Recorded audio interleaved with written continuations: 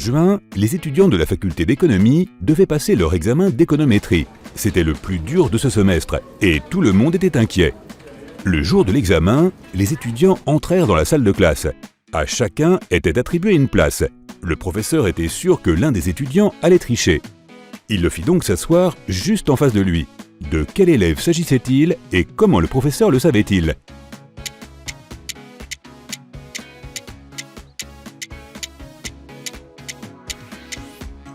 C'était le garçon aux cheveux noirs. On est en juin et tous les étudiants sont habillés légèrement. Pourtant, cet élève porte un pull à manches longues, il doit mijoter quelque chose. Maintenant, regarde ces trois élèves, Savannah, Mélodie et Scarlett. L'une d'entre elles a réussi à tricher à l'examen et personne ne l'a remarqué. Peux-tu dire qui c'était et comment elle a réussi à utiliser ses notes ?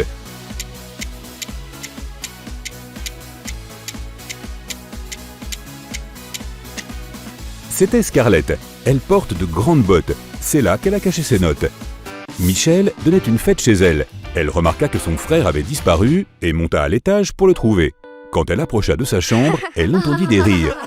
Son frère était là-dedans avec une fille. Mais Michel n'arrivait pas à savoir qui c'était. Et elle était vraiment curieuse. Alors après leur départ, elle se glissa dans la chambre de son frère pour chercher des indices. Elle soupçonnait trois filles, Lily, Cindy et Nicole. Michel devina immédiatement avec qui son frère sortait. De qui s'agissait-il ?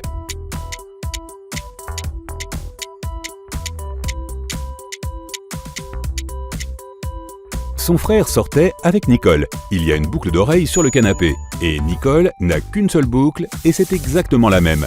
Elle a dû la perdre. Peux-tu dire quel élève de la classe n'est pas une vraie personne ?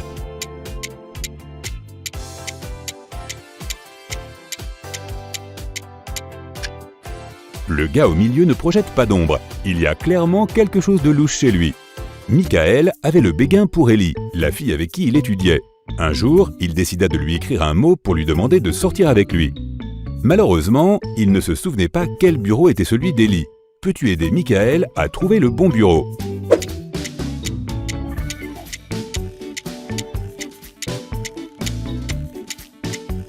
Regarde la photo d'Ellie. Elle agite sa main gauche, ce qui signifie qu'elle est probablement gauchère. Il n'y a qu'un seul bureau où le stylo se trouve à gauche du cahier. Ça doit être celui d'Ellie. Le gérant d'une épicerie découvrit que quelqu'un volait tout le temps des bananes dans son magasin. L'homme mena sa propre enquête et trouva 3 suspects. Mais il ne pouvait pas accuser ses clients tant qu'il n'était pas sûr à 100%. Regarde ces personnes et dis-moi qui est le voleur de bananes.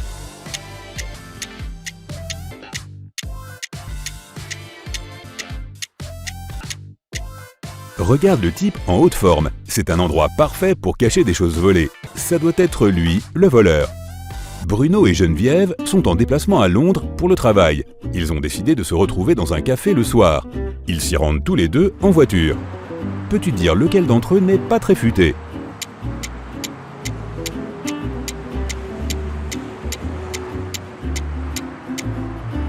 C'est Bruno. En Angleterre, les gens conduisent sur le côté gauche de la route. Et lui, il conduit à droite. Très tôt ce matin, une grosse somme d'argent a disparu du coffre-fort au bureau. Seules 3 personnes étaient au travail à ce moment-là. Hélène, la comptable, a dit qu'elle s'était absentée quelques minutes pour aller aux toilettes. Eric, le responsable des logiciels, a déclaré qu'il avait pris sa pause déjeuner et qu'il n'avait rien vu. Joseph, l'homme de ménage, a dit qu'il était en train de nettoyer le 2e étage à ce moment-là. Peux-tu deviner qui ment ?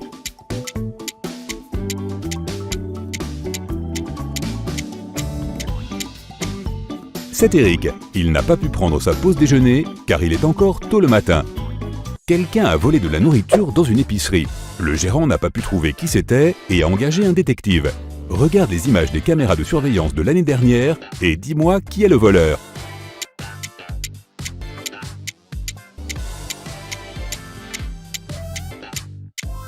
C'est la femme enceinte aux cheveux noirs. Cela fait 1 an et elle est toujours enceinte. De plus, la taille de son ventre n'a jamais changé. Il doit être factice. Léa passait la journée avec son petit ami Didier. Après le déjeuner, il lui a dit qu'il avait des affaires urgentes à régler et la laissa pour quelques heures. Au retour de Didier, Léa comprit qu'il l'avait trompée et rompit avec lui. Comment l'avait-elle découvert ?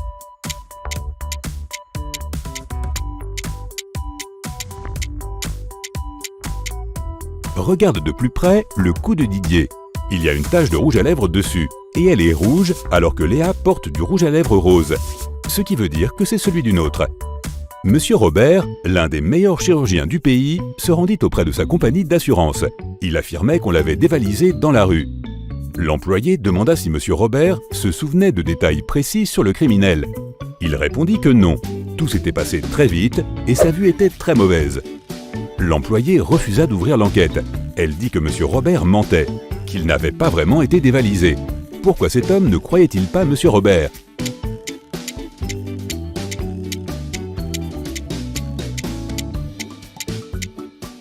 Monsieur Robert est chirurgien. Personne ne peut faire ce métier avec une mauvaise vue. Cela signifie que Monsieur Robert mentait.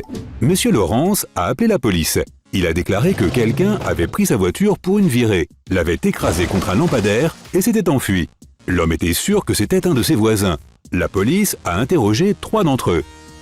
Ivy a répondu qu'elle était au travail et qu'elle n'était rentrée à la maison que dans la soirée. Cameron a dit à la police qu'il avait aidé son père à vider le grenier de ses vieilles affaires. Et Aaron a affirmé qu'il avait traîné avec ses amis, mangé de la pizza et enchaîné les derniers épisodes de ses séries préférées. Après avoir écouté tous les suspects, les policiers ont arrêté l'un d'entre eux. Qui était-ce ?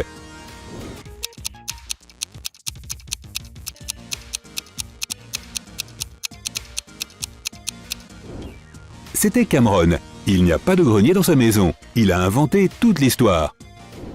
Jackson allait épouser Lisa, l'amour de sa vie. Mais un jour avant le mariage, sa fiancée a disparu. Sa chambre était sans dessus-dessous. Sur son lit, Jackson a trouvé une note avec plusieurs numéros écrits à la hâte.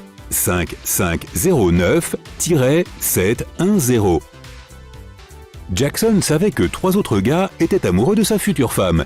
Jaden était un paysagiste et envoyait souvent de belles fleurs à Lisa. Luke était propriétaire d'une station-service et avait l'habitude de faire gratuitement le plein de la voiture de la jeune fille. Et Asher était coiffeur et aidait Lisa à se coiffer. Tous ces types seraient prêts à emmener la fille pour l'empêcher d'épouser Jackson. Mais un seul d'entre eux était vraiment coupable. Lequel ?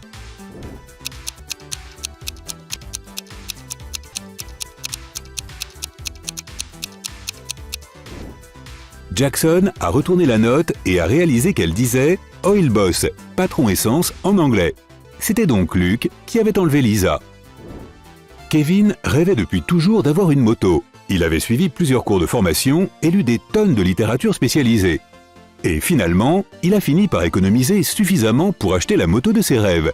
Kevin était si excité qu'il est tout de suite allé faire un tour. Il appréciait le voyage quand, soudain, une force l'a poussé jusqu'au bord de la route. Il a perdu le contrôle de sa moto et s'est écrasé contre un arbre. Heureusement, Kevin portait son casque et a pu s'en sortir indemne, contrairement à sa précieuse moto. Il a regardé autour de lui et a vu une Ford grise disparaître au loin. C'était un délit de fuite.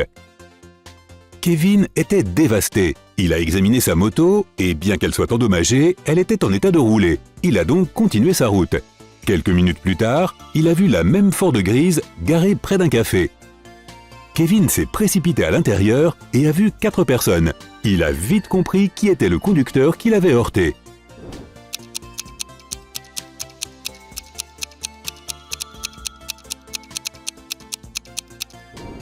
C'est l'homme qui se tient près du comptoir. Les autres clients sont déjà en train de manger. C'est le seul qui est encore en train de choisir ce qu'il va commander. Naomi a invité ses amis à une soirée pyjama, dans la maison où elle vit avec ses parents et un frère aîné. La seule consigne qu'elle a donnée aux filles était « N'entrez pas dans la chambre de mon frère ». Marc adore jouer des tours aux gens, et une fois que tu entres dans sa chambre, il se peut que tu ne puisses pas en sortir. Ils ont mangé, bavardé et regardé des vidéos virales sur TikTok jusqu'à ce qu'un ami de Naomi demande « Attends, où est Rebecca ?» Ce que les filles ne savaient pas, c'est que Rebecca était allée à la cuisine pour boire de l'eau. Mais elle s'est perdue et s'est retrouvée dans la chambre de Marc. La porte s'est refermée derrière elle. Elle a eu beau essayer, elle ne pouvait pas l'ouvrir. C'est alors que la jeune fille a remarqué un verrou avec un mot de passe et des lettres dessus.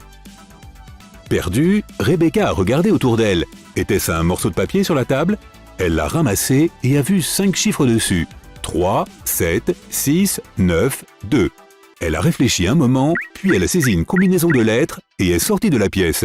Quel était le mot de passe ?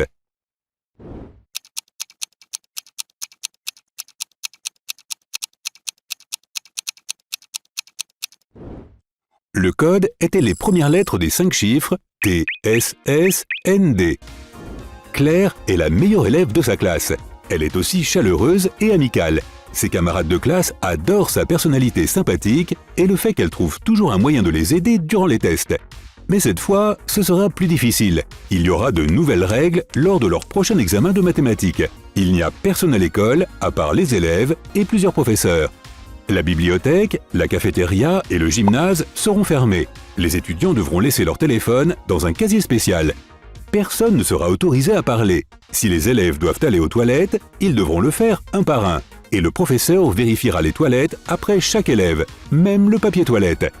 Les camarades de classe de Claire sont dévastés. Ils savent qu'ils vont échouer au test. « Ne vous inquiétez pas », dit la fille, « j'ai une idée. » Quand les enfants reçoivent leurs résultats d'examen, ils voient qu'ils ont obtenu les meilleures notes. Leur professeur sait que les élèves ont triché, mais comment ?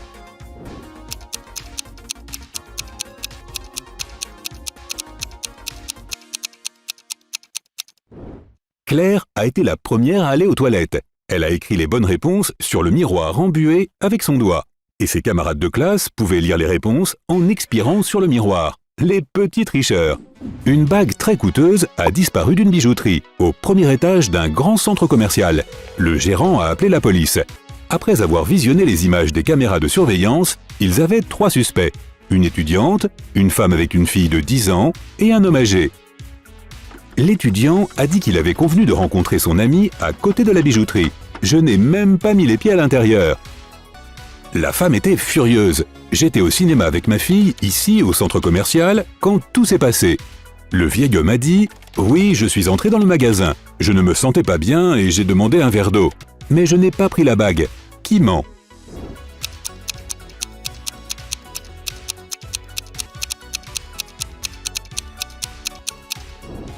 Tous les films diffusés à ce moment-là étaient interdits aux moins de 16 ans. La femme ne pouvait pas les regarder avec sa jeune fille. Ta tâche est de faire bouger ce poisson dans la direction opposée, mais tu ne peux déplacer que 3 allumettes.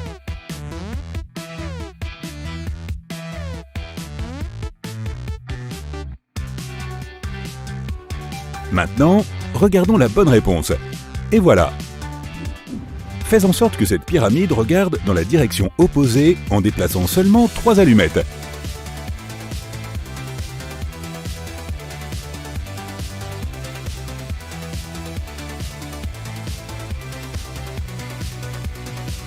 Eh bien, c'était assez évident, n'est-ce pas? Maintenant, essayons une tâche plus difficile. Déplace exactement 2 allumettes pour que ça regarde dans la direction opposée.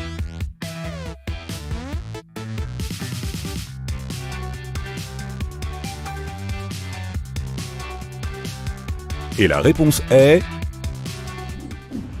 Déplace exactement 2 allumettes pour faire un cube en verre.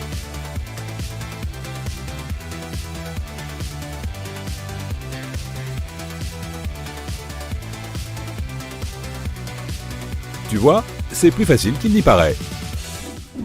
Jette un coup d'œil à cette équation. Peux-tu la rendre correcte en déplaçant exactement 2 allumettes?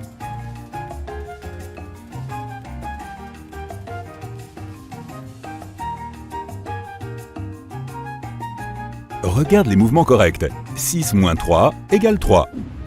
Déplace exactement 2 allumettes pour que cette équation soit correcte.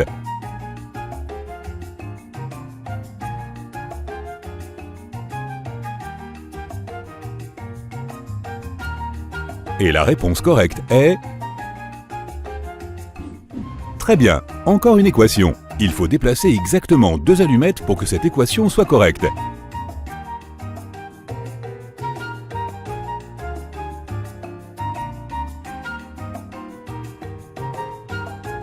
Prêt pour la bonne réponse? Jette un coup d'œil à ces 2 photos. Peux-tu repérer les 4 différences?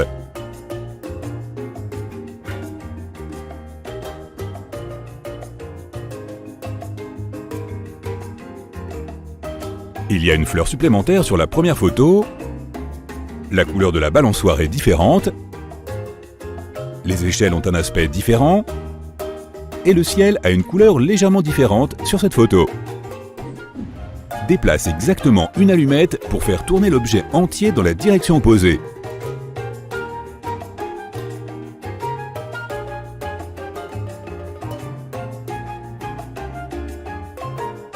Et la réponse correcte est... Laquelle est la vue du dessus?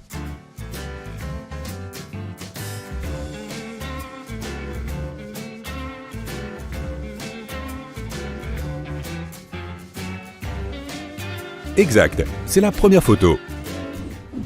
Que s'est-il passé au milieu du XXe siècle qui ne se reproduira pas avant 4000 ans?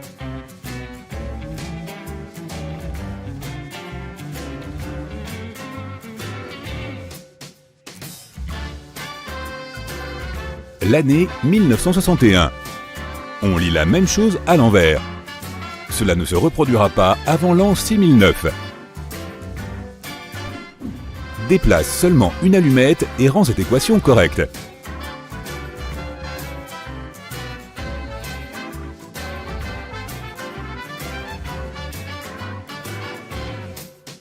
C'est exact. 7 moins 1 égale 6. Déplace une seule allumette pour résoudre cette équation.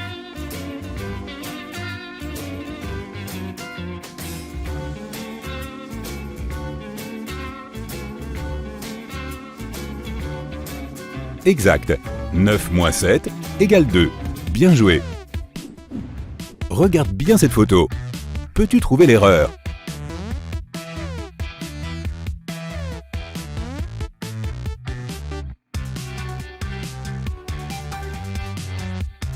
La voilà, au niveau du L. Peux-tu trouver l'emoji bizarre qui n'a pas sa place ici?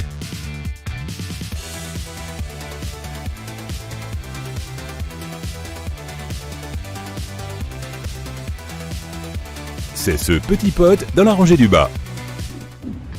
Peux-tu trouver l'intrus?